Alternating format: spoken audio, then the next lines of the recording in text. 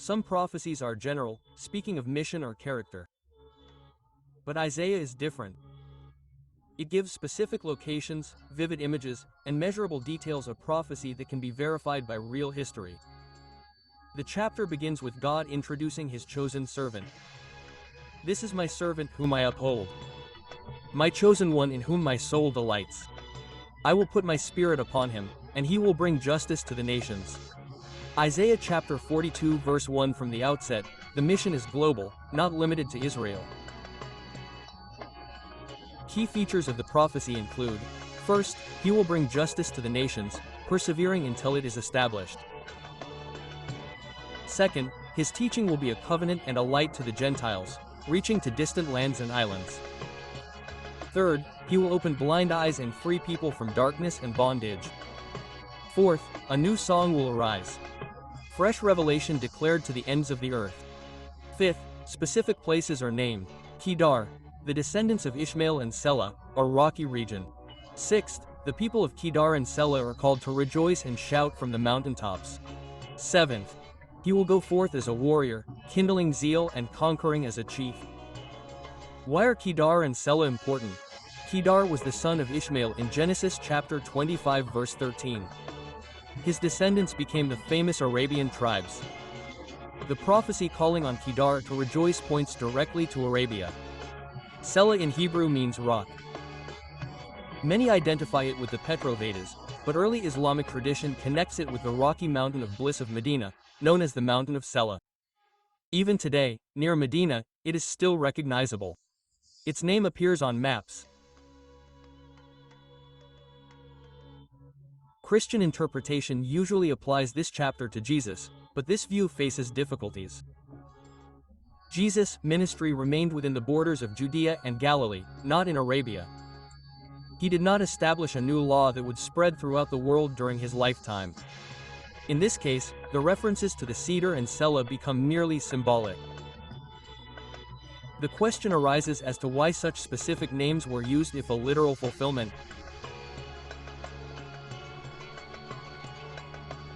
On the contrary, Muhammad embodies these details with precision. His mission began in Arabia among the descendants of Ishmael. He migrated to Medina, an area associated with the village where his community was established. He brought a new revelation, the Quran, recited in worship. A new song of the people. He was both gentle and persistent, not backing down until justice was established. He freed captives physically, encouraging the freeing of slaves and spiritually freeing humanity from idolatry. He united the tribes of Kedar under one faith and law, bringing justice and leadership to the peoples beyond Arabia. Historically, when he arrived in Medina, he was greeted with joyful public songs of welcome. Just as prophecy calls the peoples of Cedar and Selah to rejoice and shout from the mountaintops, as a leader he fit the description of one who goes out as a warrior, unlike Jesus, who never led a war.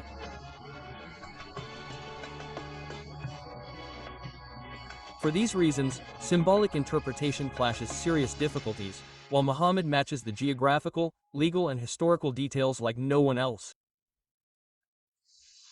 AI verdict. Muhammad 93.75% match.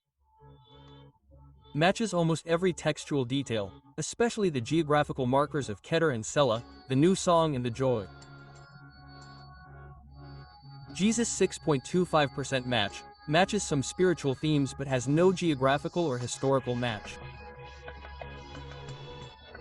No other significant match was found. Isaiah chapter 42 is unintelligible poetry. It gives a map and a mission, and that map leads straight to Arabia, pointing to a servant who brought a new law and light to the nations. Muhammad, peace and blessings of Allah be upon him. Finally, coming to our last prophecy, it gives not only a location, but even a specific date, describing an actual historical event with precise details.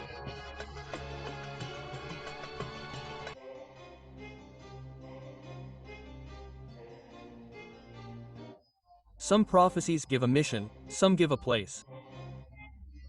But Deuteronomy chapter 33 verse 2 does both, and adds a specific historical event that can be measured in precise detail. Moses states, "The Lord came from Sinai and made Sirah shine upon them. He came from Mount Paran, he came with 10,000 saints. From his right hand came a fiery law for them." Quote, Deuteronomy chapter 33 verse 2. The sequence of revelation. The verse tracks three phases of God's guidance. Sinai, where Moses received the Torah; Sirah, associated with Edom and the land of Jesus' ministry; Paran, mentioned in Genesis chapter 21 verse 21 as the place where Ishmael settled. Ancient sources and Islamic tradition identify Paran with the Mecca region.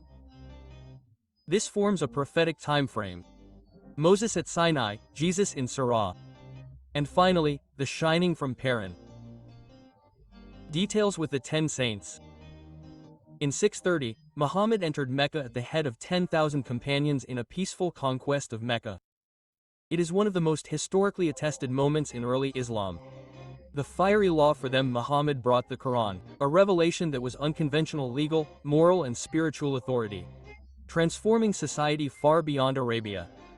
Jewish and Christian interpretations typically read Paran symbolically or identify it with Sinai itself.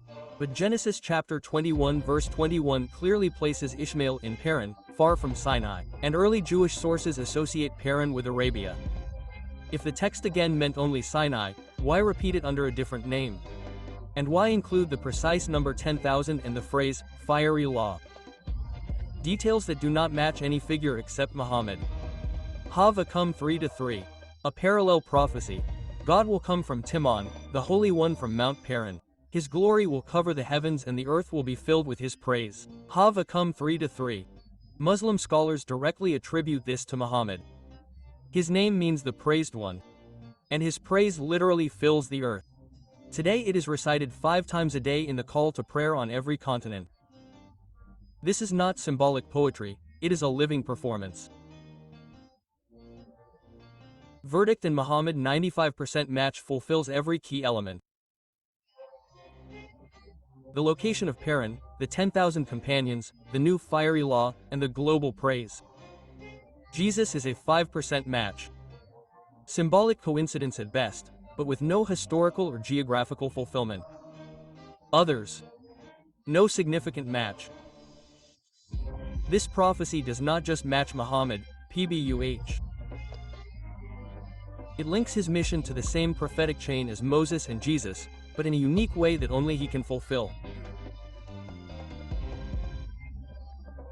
It gives a geographic location, a date, and a historical event so specific that no other figure in history matches it.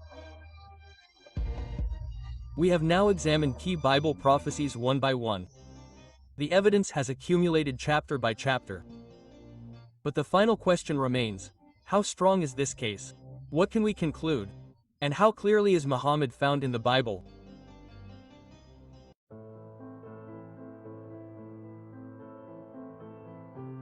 In the course of this investigation, we have examined some of the most contested prophecies in the Bible. Each has been examined in its original language, compared with historical events, measured by mission and character, and assessed with AI analysis. From the blessing of Ishmael, to the beloved in the Song of Songs, to a prophet like Moses, to the Spirit of Truth, to the servant of Isaiah chapter 45 verse 2, and finally to the shining from Mount Paran. The pattern was consistent not in any one verse, but across law, poetry, prophecy, and the gospel.